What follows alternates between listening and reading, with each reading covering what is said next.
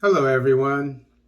Today is Sunday, February 27th, 2022. Why African countries want arms embargo on Bangui lifted. This article is taken from the East African. African members of the UN Security Council are calling for the lifting of an arms embargo on the Central African Republic, warning that the ban was perpetrating the country's insecurity. Kenya, Ghana, and Gabon told the UN Security Council this week that the CAR's vulnerable government needs to control its arms purchases and restrictions should instead be imposed on the armed groups.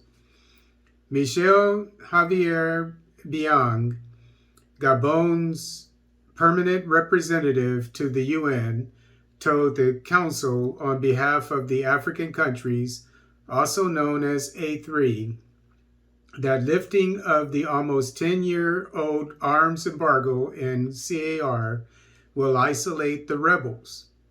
The A3 stresses the need to lift the embargo imposed on CAR by the UN Security Council to allow the country to build the required capacity of the armed forces in order to enable them to carry out their constitutional mandate of defending the country more effectively, he said during a briefing on the status of the UN Integrated Stabilization Mission in the country, known by its French acronym MINUSCA. The Central African state must be able to protect civilians and its territory. The MINUSCA peacekeeping mission is not meant to stay permanently in the CAR.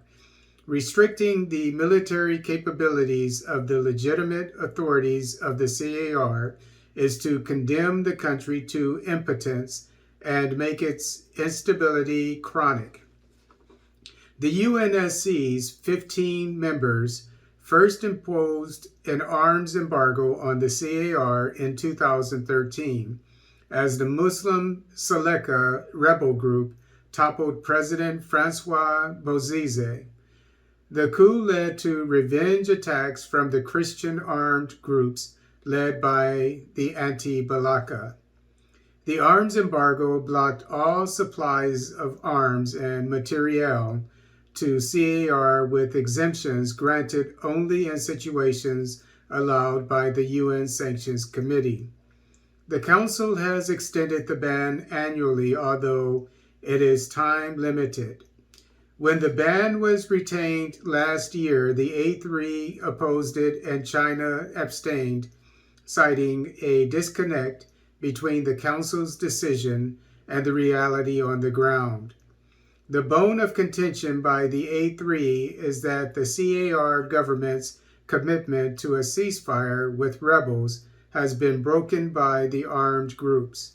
The CAR has planned a political dialogue in March, as well as held the first municipal elections in 3 decades later in September, but the threat of violence looms large.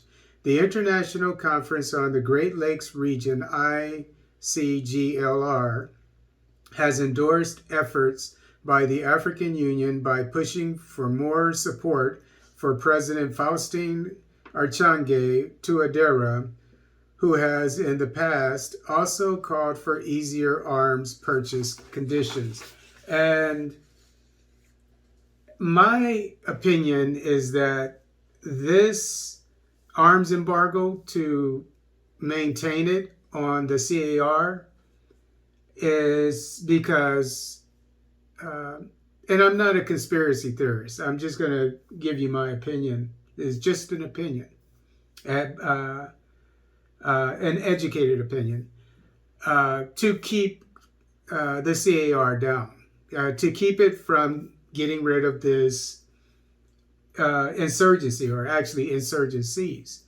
It's gone a long way in the last year or so with the help of Wagner Group.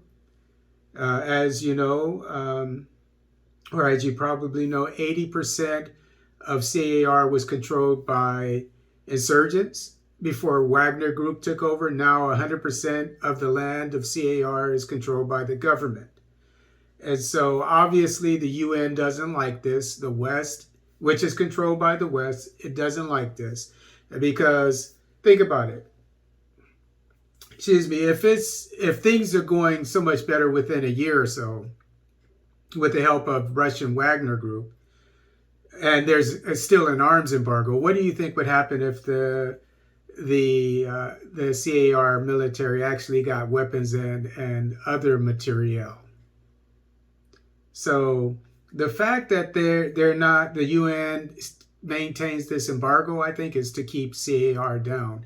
And it's a part of the problem, the UN. Just like France when it was in Mali. Now that the French are gone, every week Mali it seems to be reporting every 6 days or every week, however you want to look at it, how many insurgents they've killed. I didn't see that when France was there. And so but there are not French, but Russian military experts or advisors, not necessarily Wagner Group, but Russian military advisors, obviously helping the Malian military. But the arms embargo similarly is on South Sudan, which, by the way, has a very low debt to GDP ratio, which is about, I think it's 5%, which is phenomenal. And they have, I assume, a lot of oil money, so they can afford the weapons. And they might have the largest army in all of sub-Saharan Africa. From what I saw, they have about 1 million. I'm going to have to check up on that. Maybe I'm getting 100,000 mixed up with 1 million, but from what I saw, they have 1 million. And I'll look at that again. But the number of troops that they have is phenomenal, and I think they're active duty. So what would happen if they didn't have an arms embargo? They would be able to, I assume, afford the best weapons, and they would end up having a very strong military. Now, you could argue that there are still factions, and so forth, which are getting better. Things are getting better, but there are still factions. So you might argue that. But what about Haiti? Haiti is run right now by armed gangs.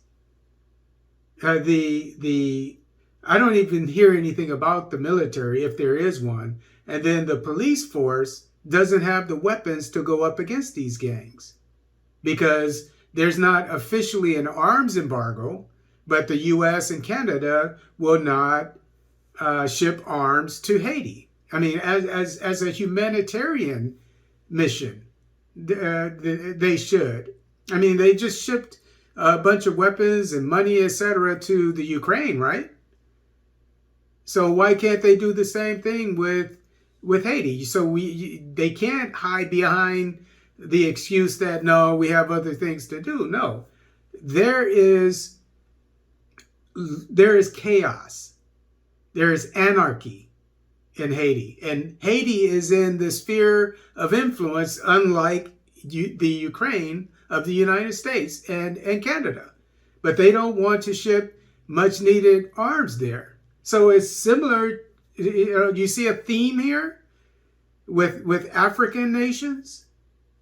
The West, the UN, they don't want them to be strong and defend themselves. They want them to be weak and defenseless.